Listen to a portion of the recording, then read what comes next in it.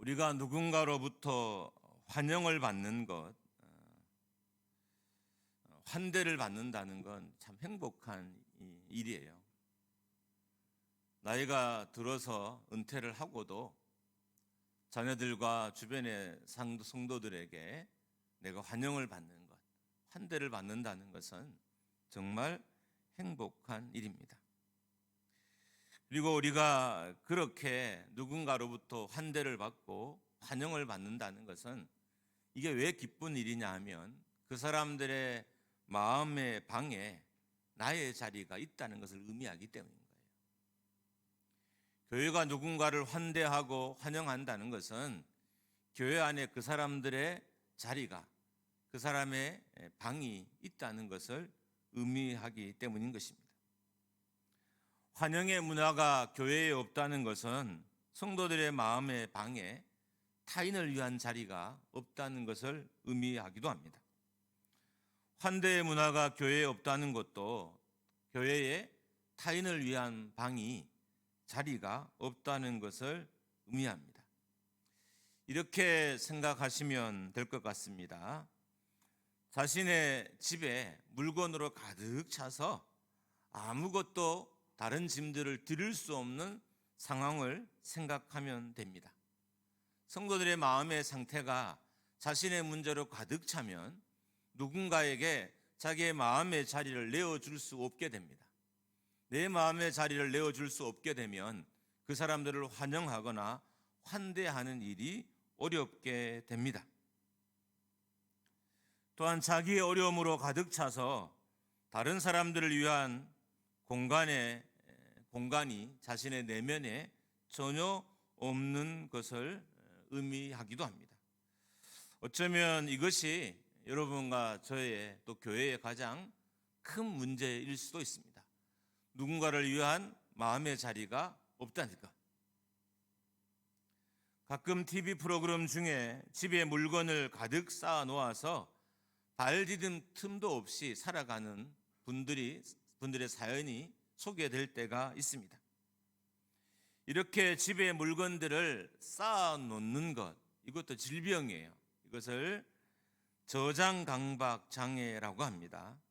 강박 장애 중에 하나인데 집에 불필요하게 삶의 모든 기능이 마비될 정도로 저장하는 행동과 심리적인 상태를 저장강박 장애라고 합니다. 이분들의 특징 중에 하나는 주변 사람들과의 관계가 단절되어 있다는 거예요. 부부 관계도 단절되고 부모와 자녀 관계도 단절되어 있고 이웃과의 관계도 단절되어 있습니다. 오늘 말씀 주제와 연관시켜 표현하면 그들의 삶에는 타인을 위한 방이 하나도 없는 거예요. 눈에 보이는 현상에서도 타인을 위한 공간은 전혀 없어요. 자기도 잠잘 자리가 없을 정도로 많은 물건들을 집에 쌓아 놓았기 때문입니다. 이분들은 대부분 그들의 마음에도 타인을 위한 공간이 없어요. 그래서 자녀들과도, 심지어 남편과 아내와도, 심지어 이웃과도 갈등 속에 지내는 경우가 아주 많습니다. 타인을 위한 삶의 공간이 없기 때문에 타인을 대하는 방식은 되게 일률적이에요. 수용하지 않고 공격하려고 합니다. 타인을 위한 방이 내 삶에 없으면, 내 마음이 없으면 그 사람들의 대표적인 특징 중에 하나가 공격성이에요. 그러니까 공격성을 띠는 거예요. 사람들이 자기 마음에 타인을 위한 삶의 공간이 있으면 여유가 생기고 부드러워져서 공격적인 성향이 현저하게 줄어들어요. 근데 타인을 위한 마음의 공간이 없게 되면 타인을 위한 대하는 방식도 잘 모르고, 그리고 잘못된 방식인 공격적인 성향으로 타인을 대하게 되는 것입니다. 안타까운 것은 우리 사회에 환대하는 문화가, 환영하는 문화가 사라지고 있습니다. 정말 안타까운 일이죠. 교회가 성도를 환대하는, 환영하는 문화가 사라지고 교회 새각지족들을 기뻐하는 이 문화가 사라진다는 것은 참 안타까운 일입니다. 왜 사회에서 환대하고 환영하는 문화가 사라지냐 하면 자신의 것으로 너무 많이 저장되어 있어서 타인을 위한 공간이 없는 거예요. 내 시간도 나만을 위한 공간이고, 내 가정도 나만을 위한 공간이고, 내 직장도 그냥 나만을 위한 공간이에요. 그래서 타인을 위한 공간이 전혀 없기 때문에 환대와 환영하는 문화가 사라지게 되는 것입니다. 교회도 상황은 비슷합니다. 새 가족이 와도 환영하거나 환대하는 문화가 자꾸 사라집니다. 여러분, 원래 우리 교회도 새 가족이 없지 않아 꽤 왔습니다. 그분들 여러분은 기억하시기는 하시나요? 아마 대부분은 이분이 새 가족인지도 잘 모르는 경우가 많을 거예요. 코로나 기간 동안 우리가 예배를 뜨문뜨문 드렸고, 그래서 전부터 큰 별 관계가 없던 사람들은 서로가 누구인지도 잘 모르는 상태에 계속 예배를 드리고 또 지금까지 그런 모습이 이어져 왔을 것입니다. 가끔 방문하는 성도들에 대해서도 냉랭한 것도 마음에 타인을 위한 공간이 없기 때문입니다. 교회는 마지막까지도 세상을 환대하는 공간이어야 돼요. 교회는 끝까지 세상에 환대하고 환영을 하는 문화가 다 사라져도 끝까지 세상을 환영하고 환대하는 곳이 교회여야 합니다. 물론 교회는 세상과 싸워야 될 문제도 많이 있어요. 그렇지만 기본적으로 교회는 세상에 대해서 환대하고 환영하는 문화를 늘 가지고 있어야 합니다. 사도 바울이 고린도 교회에 원했던 것은 바로 이 환대하는 마음이었어요. 왜 그랬을까요? 고린도 교회 문제가 해결되기 위해서 성도들 가운데 이 환영하고 환대하는 마음이 있다면 이 문제가 해결될 거라고 봤기 때문입니다. 2절 전반부에 보면 마음으로 우리를 영접하라 라는 구절이 있습니다. 어쨌든 사도 바울은 고린도 교회 성도들과 우호적인 관계 아래 있기를 바랬어요. 이것을 표준 세번역의 표현으로 빌리면 여러분은 마음을 넓혀서 우리를 받아주십시오. 그러니까 고린도 교회의 문제가 그 문제를 해결하기 위해서 방문하는 사도 바울에 대해서 고린도 교회가 환영을 해주면, 사도 바울의 자리를 내어주고 환영해주면 이 문제는 해결될 수 있을 거라 봤습니다. 그래서 나를 향해서 나에게 여러분의 마음을 넓혀 주십시오라고 부탁하고 있는 것입니다. 6장 13절 하반절에도 너희도 마음을 넓히라라고 하고 있습니다. 13절에 사용된 마음을 넓히다에 해당되는 헬라어는 플라티노라는 헬라어입니다. 이 헬라어는 마음을 넓히다, 사랑으로 사람을 환영하고 껴안다, 마음을 확장하다라는 의미입니다. 그리고 오늘 본문 2절에 사용된 마음으로 영접하다에 해당되는 헬라어는 코레오라는 헬라어예요. 이 헬라어는 공간을 만들다, 공간을 남기다, 여지를 만들다, 양보하다, 받거나 잡기 위해서 공간을 가지다 라는 의미입니다. 좀 더 이 단어에 대해 살펴보면 코레오라는 단어의 원형은 코라라는 단어예요. 이 단어에서 코레오라는 단어가 유래가 됐는데, 코라라는 단어의 의미는 방, 구획, 공간, 밭, 들판을 의미합니다. 단어의 의미에서 오늘 본문을 접근해 보면 이런 의미가 됩니다. 바울은 고린도 교회 성도들이 자기를 환영해 주기를 원했어요. 그러니까 자기를 위한 방을 만들라는 거예요. 자기의 자리를 교회에 만들라는 거예요. 자기의 자리를 성도들의 마음에 만들면 고린도 교회의 문제가 다 해결될 거라고 믿었던 것입니다. 누가복음 4장 24절에서도 환영이란 단어가 나오는데, 이 단어도 동일하게 인정하다, 받아들여 준다는 의미로 쓰여졌습니다. 예수님은 고향 나사렛에서 자신이 환대받지 못함에 대해서, 환영받지 못하는 것에 대해서 아쉬운 마음이 있었습니다. 원래 고향은 환대받는 곳이에요. 사람들이 나이가 들면 자꾸 고향을 찾는 이유가 고향은 나를 받아줄 것이라고 생각하기 때문인 거예요. 고향에 돌아가면 고향 사람들은 나를 받아주고 나를 인정해주고 나를 환영해줄 거라 여겨서 고향으로 돌아가는 기소 본능이 나이가 들면 발동이 되는 거예요. 특별히 남자들이 그래서 고향으로 많이 가려고 합니다. 그런데 나사렛 사람들은 예수님을 반대로 환대하거나 환영하지 않고 마음으로도 밀어냈고요, 지역적으로도 동네 밖으로 밀어냈고 특별히 낭떠러지로 밀어 떨어뜨리려고 했던 것이에요. 그러니까 환대받아야 될 고향에서 예수님이 배척을 받으신 것입니다. 사도 바울이 고린도 교회를 방문할 때 고린도 교회 성도들이 바울의 방문을부터 시작해서 방문도 환영하고 또 바울의 목회나 바울의 삶, 바울의 결정들을 인정해 주기를 바랬어요. 다시 말하면 바울을 위한 방을 그들의 마음에 만들어야 고린도 교회의 문제가 해결되기 때문에 그래서 마음을 넓혀 주십시오라고 간곡하게 부탁하고 있는 것입니다. 목회자의 삶이나 목회자의 생각이나 목회자의 결정이 받아들여진다는 것은 목회자 입장에서 정말 행복한 일인 거예요. 목사들도 다 이렇게 머리가 있어서 자기가 부족하다는 걸 모르는 사람은 아마 없을 거예요. 저도 설교는 이렇게 자신 있게 하고 힘 있게 하지만 저도 저 자신이 얼마나 부족한지도 알아요.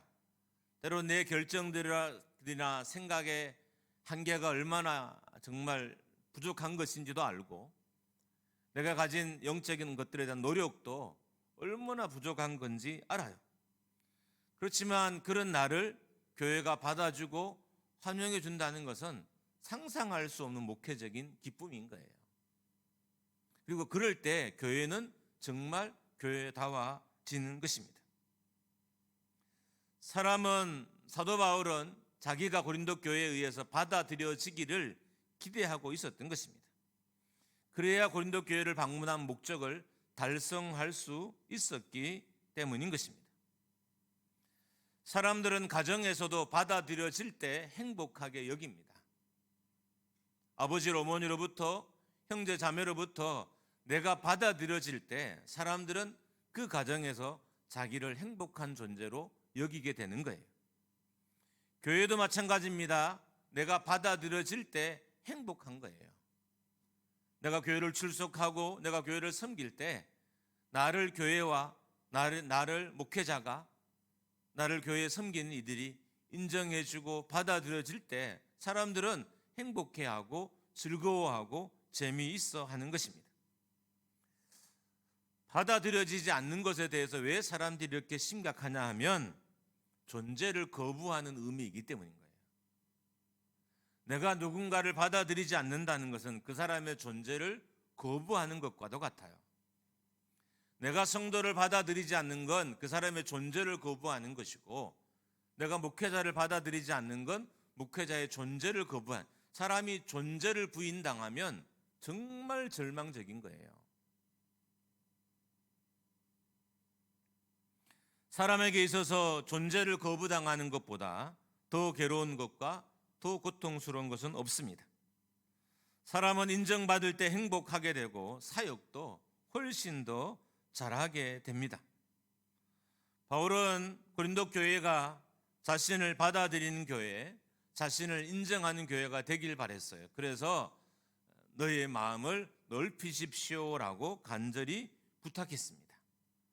고린도 교회 성도들이 마음을 넓히고 사도 바울을 받아들일 때 중재를 위해서 고린도 교회에 방문한 사도 바울의 그 역할이 다 충실하게 감당할 수 있게 되고 고린도 교회 문제들은 해결될 수 있었기 때문인 것입니다. 권위나 존재가 인정받을 때 문제들은 쉽게 해결됩니다. 권위가 살아있는 공동체는 쉽게 문제가 해결이 되어요. 지금 학교의 문제로 인해서 얼마나 고통스러운 일이 많이 일어나고 있는지도 모릅니다. 이렇게 어떤 교사는 전문직이잖아요. 전문직은 그래도 나름대로 어떤 자기 자부심이나 이런 것들이 있는 분들인데 얼마나 많은 분들이 최근에 자살을 하고 있는지 몰라요. 자살은 누가 하는지 아세요? 가치가 없다고 느낀 사람이 자살을 해요. 나는 살 가치가 없어. 왜 교사가 자신들이 가치가 없다고 여길까요? 자기의 자리를 인정하지 않잖아요. 아이들이 인정하지 않고 학부모들이 인정하지 않고, 그러니까 인정받지 못한 교사들이 결국 자살을 하게 되는 것입니다. 학부모 갑질 사건으로 유명한 서희초등학교에는 학부모들이 운영하는 별도의 단톡방이 있었습니다. 단톡방을 통해 조직적으로 갑질을 한 것이 언론을 통해서 공개가 되었습니다. 캡처된 단톡방의 내용을 보면 정말 소름이 끼쳐요. 목회자인 제가 느끼는 가장 심각한 문제는 교사나 또 교장의 권위를 이 사람들이 인정하지 않는다는 거예요. 제가 한 3년간 이 서희초등학교 옆에서 부교육자 생활을 했어요. 거기서 유년부하고 초등부를 섬긴 적이 있었기 때문에 누구보다 이 사실에 대해서 실감나게 느낄 수 있습니다. 교장을 이 단톡방에서 어떻게 표현했냐면 미친 여자라고 이렇게 표현하더라고요. 미친 여자. 사람이 그냥 개인적으로 싸우다가 이런 단어를 쓰는 건 괜찮아요. 그러나 공식 공간에 여러 명이 있는 공간에서 이를 사용하는 이 단어들은 심각한 정도가 아니라 정말 사회를 해체하는 단어들입니다. 그리고 심지어 교장을 부검해야 한다고 써놨어요. 이 교장을 부검하자. 그렇기 때문에 학교가 제시하는 어떠한 가이드라인도 이 학부모들이 받아들이지 않고 이제 문제가 커져서 세상 가운데 드러나게 되었던 것입니다. 마음으로 우리를 영접하라는 이 사도 바울의 말은 자리를 그리고 공간을 만들라는 의미인 거예요. 나를 위한 공간을 만들어 너라. 나를 위한 자리를 만들어라는 의미인 거예요. 사도 바울이 고린도 교회를 개척하고 이제 떠난 지가 한참이 되었어요. 고린도 교회는 사도 바울을 추종하는 사람이 여전히 있지만, 그렇지만 그 외에 많은 사람들은 사도 바울을 모르거나 추종하지 않는 사람도 많이 있었어요. 이런 사도 바울이 고린도 교회 문제를 해결하기 위해서 방문했을 때 바울의 자리를 만들지 않으면 고린도 교회 문제는 해결되지 않는 거예요. 이 사실을 안 바울이 고린도 교회 성도들을 향해서 마음을 넓혀 주십시오. 나의 방문에 대해서, 나의 사역에 대해서, 나의 섬김에 대해서 여러분의 마음을 넓혀 주십시오라고 간절히 부탁하고 있는 것입니다.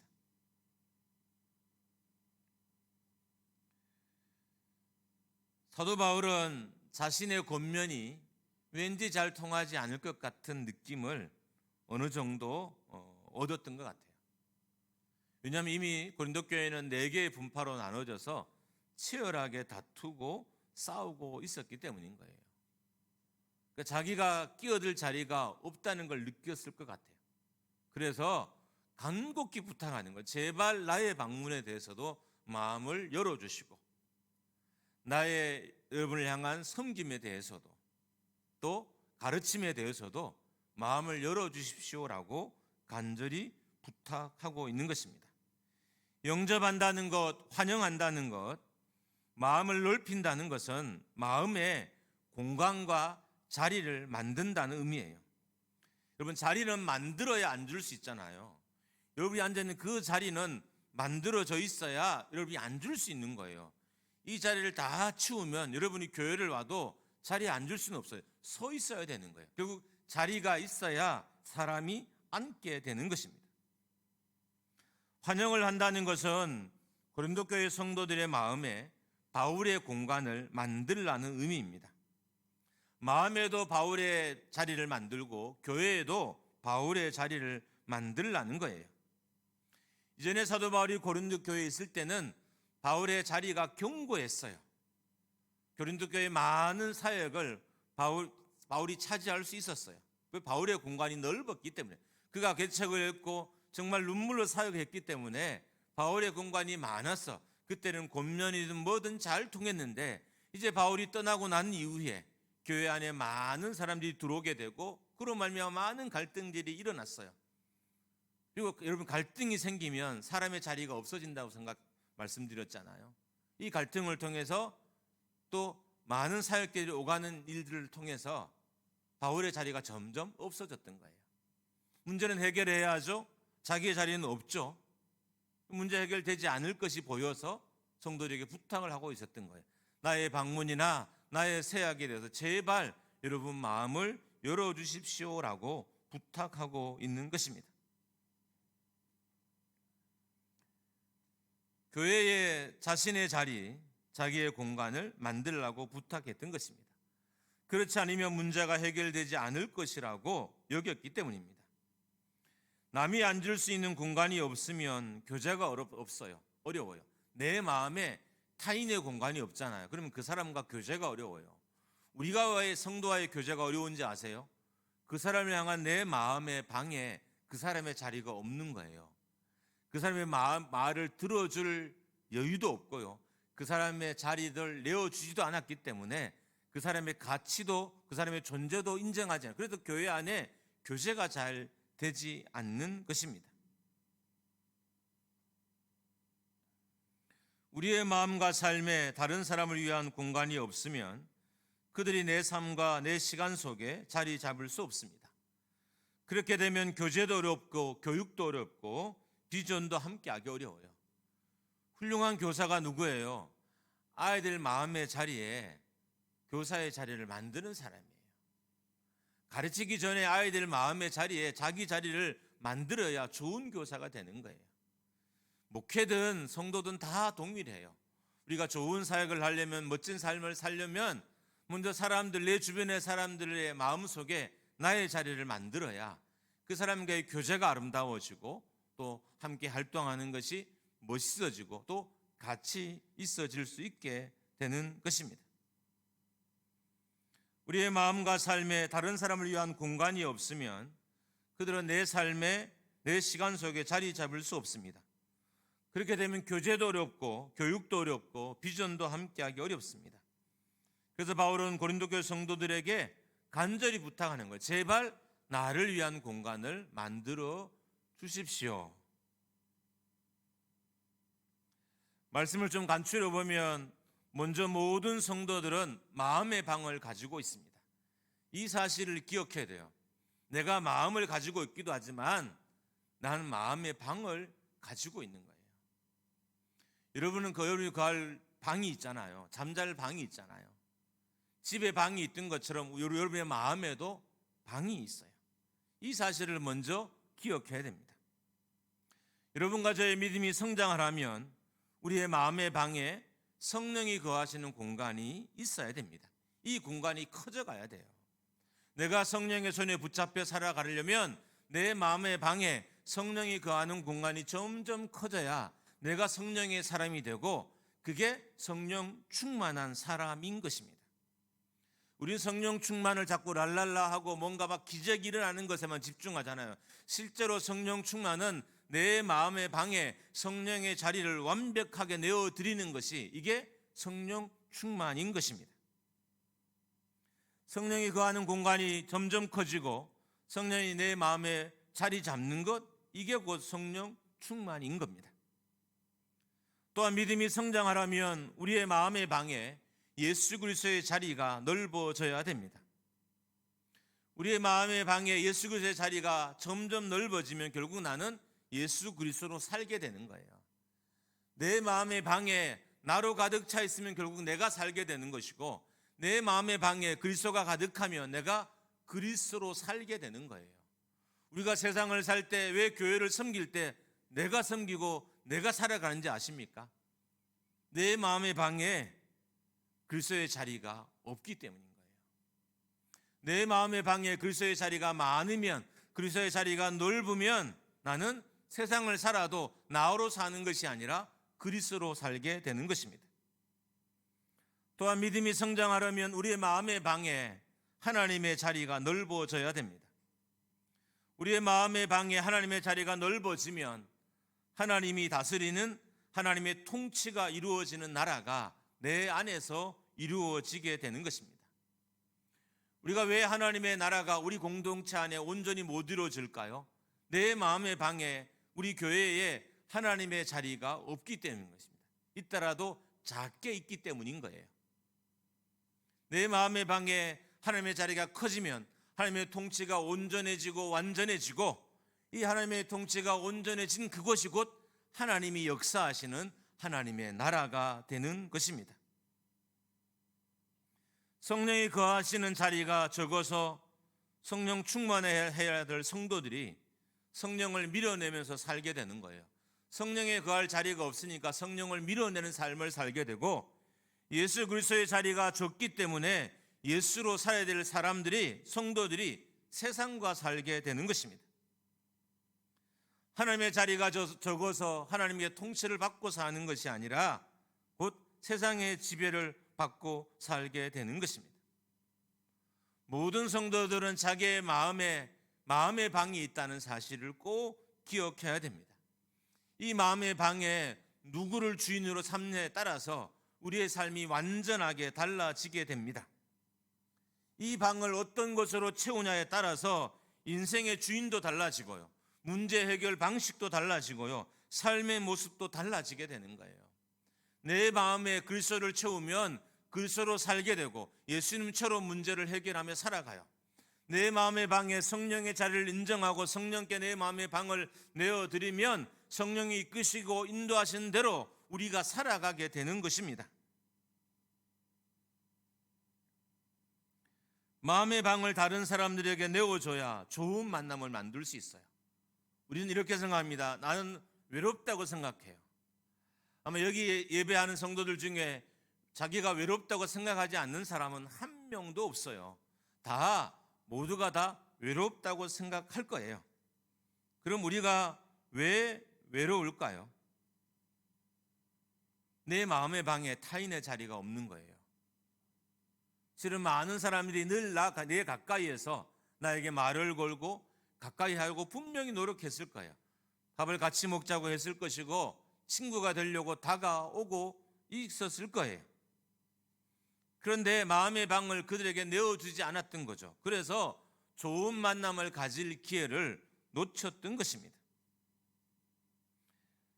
영향력 있는 만남을 만날 수 있던 기회를 놓치게 됐던 거예요. 여러분, 내 마음의 방을 정말 영향력 있는 사람에게 내어줘야 그 영향력 있는 사람이 나에게 영향력을 끼칠 수 있게 되는 거예요. 여러분, 누군가를 존경하면 그 존경하는 사람에게 내 마음의 방을, 공간을 내어줘야 그 사람을 통해서 선한 영향을 여러분이 받아들일 수 있어요. 어떤 사람은 좋아하고 존경하는데 마음의 자리를 내어주지 않아요. 그래서 그 사람이 어떤 권면을 해도 안 받아들이는 거예요. 그냥 생각으로는 좋아하고 마음으로는 좋아하는데 마음의 방을 내어주지 않으니까 그 사람의 가치관이나 선한 영향력이 나에게 전달되지 않는 것입니다. 알아야 할 것은 내 마음의 방을 차지하고 있는 사람과 친해지고요, 내 마음의 방을 차지하고 있는 사람들의 말을 내가 더 잘 따르게 되고요, 내 마음의 방을 차지하고 있는 사람들에게 내가 더 잘 순종하게 되고 그들의 가르침에도 더 잘 복종하게 되는 거예요. 왜 아이들이 나의 말에, 우리 말에 복종하지 않을까요? 그들의 마음의 방에 내가 없기 때문인 거예요. 교회 교사로서 아이들을 가르칠 때도 왜 그 아이들이 우리를 환영하고 환대하지 않을까요? 그들의 마음의 방에 우리가 없어요. 우리의 자리가 없는 거예요. 근데 그 자리는 아이들도 만들어야 되지만 우리도 만들기 위해서 노력해야 돼요. 내가 노력해야 아이들이 마음의 문을 열고 그 마음의 방에 나의 자리를 만들어줘요. 그래야 그때 아이들과 친해지고 뭔가 비전도 만들어지고 장래를 꿈꿀 수 있는 멋진 관계가 형성되어져 갈 수 있습니다.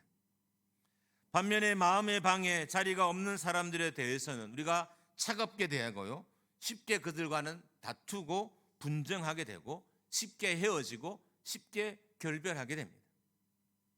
마음의 방에 자리가 없으니까 그 사람들과는 쉽게 싸워요. 인정하지 않는 사람과는 쉽게 싸웁니다. 그 사람의 삶을 인정하지 않으면 쉽게 다퉈요. 왜 우리가 부모님과 잘 싸워요? 내가 부모님을 인정하지 않는 거죠. 아버지의 방식이 틀렸고 어머니의 방식이 틀렸다는 거예요. 왜 기성세대와 왜 젊은 세대들이 왜 다퉈요? 서로가 틀렸다는 거예요.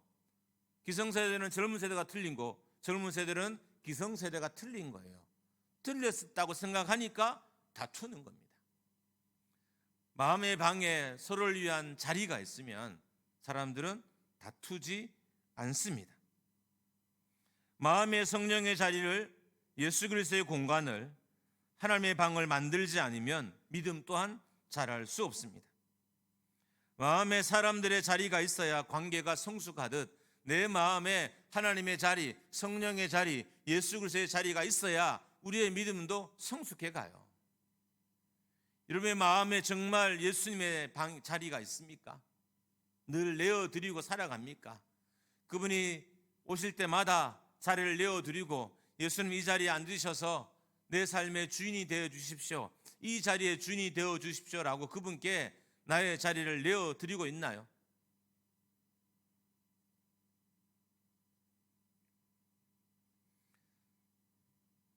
다음은 하나님의 온전한 통치 아래 머물려면 우리의 마음에 하나님의 방도 만들어야 됩니다. 앞에도 잠깐 언급했던 것처럼 우리의 마음의 방에 하나님의 자리가 있어야 말씀도 하나님의 말씀으로 들어요. 만약에 여러분 이 시간 이 선포된 이 말씀이 하나님의 말씀으로 들리지 않는다면 여러분의 마음의 방에는 하나님의 자리가 없거나 아주 작은 거예요. 그래서 하나님이 아무리 말씀하셔도 듣지 못하는 거예요. 아무리 말씀하셔도 깨닫지 못하는 거예요. 아무리 능력을 발휘하셔도 우리가 알아차릴 수 없게 되는 거예요. 마음의 방이 있어야 알아차릴 수 있어요. 여러분도 그렇지만 자녀의 마음에는 부모의 자리가 커요. 당연히 저도 저희 어머님과 아버지의 자리가 되게 커요. 자취할 때 전 중1 때부터 혼자 자취를 했어요. 그때부터 된장찌개를 제가 끓이고 해서 어떤 결혼하기 전까지는 계속 이렇게 혼자 자취하거나 기숙사에 이렇게 살았습니다. 참 신기한 건 어머님과 다녀간 그 자리는 다 알아채요. 다른 사람이 와서 뭔가를 훔쳐가고 이렇게 뭔가 없어지면 잘 몰라요. 부모님이 다녀간 흔적은 금방 알아채요. 왜 그럴까요? 내 마음에 부모님의 자리가 큰 거예요. 그러니까 작은 흔적도 내 마음에 다 들어오는 거예요. 내 마음에 하나님의 자리가 있어야, 하나님의 방이 있어야 그분이 때로는 세밀하게 말씀하셔도 알아채릴 수 있는 거예요. 내 마음의 방에 하나님이 없으면, 하나님의 자리가 없으면 그분이 벼락처럼 말씀하셔도 성도들이 못 알아들어요. 소리를 높여 외쳐도 들을 수가 없어요. 왜요? 우리의 마음에 하나님의 자리가 없기 때문인 것입니다. 하나님과의 관계가 돈독해지려면 점점 더 하나님의 자리가, 하나님의 방이 내 삶에서 커져야 됩니다. 그럴 때 내가 순교도 할 수 있고, 그럴 때 내가 헌신도 결정하게 되는 거예요. 내 마음의 자리가 하나님의 자리로 가득 차야, 내 마음에 하나님의 자리가 커져야 순교와 헌신의 결단도 내가 할 수 있게 되는 것입니다. 하나님의 자리가 내 마음이 없으면 우리는 순종하지 못합니다. 하나님의 자리가 커지면 하나님이 온전히 통치하시는 하나님의 나라가 내 안에서 이루어지고요, 또 교회 안에서도 이루어져요. 우리가 교회 안에 하나님의 자리를 많이 내어드릴수록 하나님이 통치하시는 하나님의 나라가 이곳에 이루어지고, 우리 가정에 하나님의 자리를 많이 내어드리면 드릴수록 하나님의 통치가 우리 가정 안에서 이루어지게 되는 것입니다. 여러분과 저의 마음에는 하나님의 자리도 있어야 되지만, 예수님의 자리도 성령의 자리도 있어야 되지만, 목회자의 자리도, 또 동료의 자리도, 가족의 자리도 있어야 됩니다. 목회자와 성도가 관계가 좋기가 생각보다는 어려워요. 어떤 외형적으로는 뭐 사람들이 목회자에 대해서 우리의 영적인 스승이다 이렇게 말을 하고, 또 직위적으로도 뭐 교회를 어떤 대표하는 대표이기도 하고, 또 뭐 당회장이고 뭐 이렇게 하여튼 많은 권한을 목회자가 가지고 있잖아요. 근데 이 권한이 인정되지 않으면 관계가 좋을 수가 없어요. 성도들의 마음에 목회자가 아무리 많은 권한을 가져도 성도들의 마음에 목회자의 자리가 없으면 그 영향력은 아무런 영향을 끼칠 수가 없게 되는 거예요. 참 슬픈 일들이 주변에 많이 일어나요.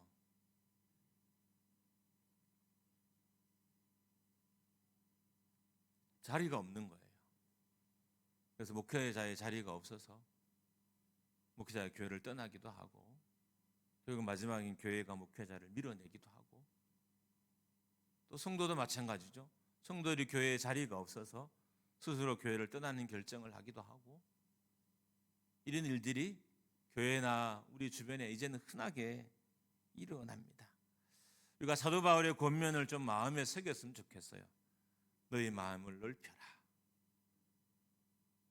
여러분, 우리 교회가 넓은 마음이 되기를 주님의 이름으로 축복합니다. 할렐루야. 물론 잘해 주셨어요. 잘해 주시고 하고, 요즘은 보면 어떤 구미에서 가장 잘해 주신 것 같아요.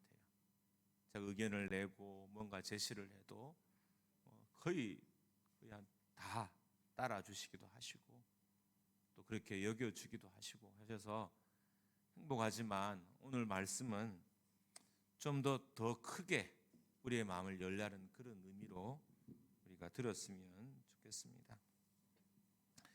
사도 바울이 이렇게 말합니다. 고린도 교회의 성도들의 자리가 사도 바울의 마음에 컸던 것 같아요. 그래서 여러분, 우리 마음속에 자리 잡고 있어서 죽어도 같이 죽고 살아도 같이 살 것입니다. 마음의 자리가 크니까 사도 바울이 이 고백을 고린도 교회 성도들에게 했던 거예요. 그래서 또한 4절처럼 말했습니다. 표준 세번역으로 같이 읽고 설교 마무리합니다. 우리 같이 한번 읽어봅니다. 시작. 나는 여러분에게 큰 신뢰를 두고 있으며 여러분을 매우 자랑스럽게 생각합니다. 우리의 온갖 환난 가운데서도 나에게는 위로가 가득하고 기쁨이 넘칩니다. 어떻게 일이 가능했을까요? 바울의 마음의 방에 고린도 교회 성도들이 크게 자리 잡고 있었던 거예요. 고린도 교회를 향한 바울의 마음의 방이 엄청 컸던 거예요. 그러니까 고린도 교회를 끝까지 품고 그 문제를 해결하기 위해서 눈물을 흘리고 편지를 쓰고 방문을 할 수 있었던 것입니다. 여러분, 여러분의 마음을 크게 하십시오. 성령이 거하십니다. 할렐루야. 마음의 방을 크게 하십시오.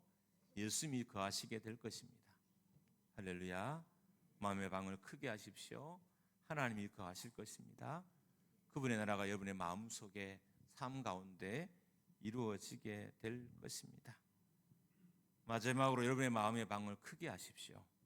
그 마음의 방에 성도들도 초대해 주십시오. 그리고 저도 초대해 주십시오. 할렐루야. 우리가 이렇게 되기를 축복합니다. 우리 찬양하고